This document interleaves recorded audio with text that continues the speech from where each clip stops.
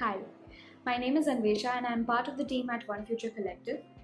In part 2 of this series, we'll explore some ways by which we can dismantle rape culture in our everyday lives. Number 1. Acknowledge that the problem exists. The very first step to addressing any problem is acknowledging that it exists all around us. Acknowledge that rape culture is an institutional problem and is reflected in societal attitudes which trivialize and normalize rape and sexual violence. Number 2. Stop victim blaming. Whenever discussions around rape or any other gender-based violence takes place, there's a general tendency to either directly question the victim's role or indirectly insinuate that the survivor was at fault. This is commonly done by asking questions to the victim, such as whether they were consuming alcohol, what type of clothes they were wearing, what time of the night it was, etc. Number 3. Stop trivializing rape.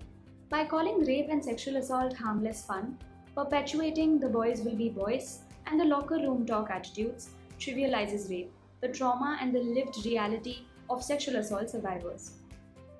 It is a harmful discourse and contributes to societal attitudes of trivializing rape even further.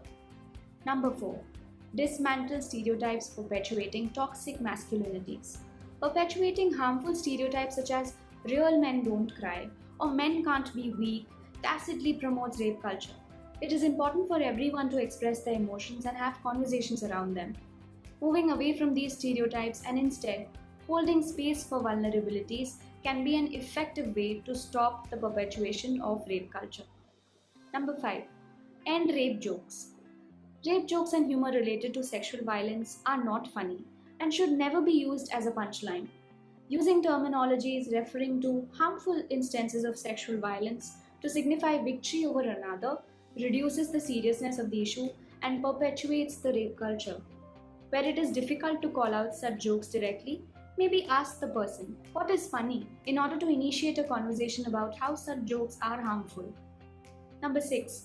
Recognize that anybody can be a survivor of sexual abuse.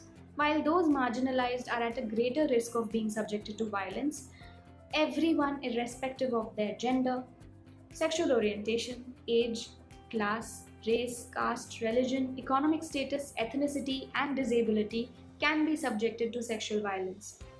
It is important to believe all survivors and explore ways by which we can hold support to them. Number 7. Create a new culture, one with that of consent. One of the best ways to combat rape culture is to nurture a culture of enthusiastic consent. Start conversations. Don't just be a bystander. Call out people and help in creating a new culture where safe and enthusiastic consent is valued. Of course, these are just some introductory ways by which we can dismantle rape culture in our everyday life. We hope you found this useful.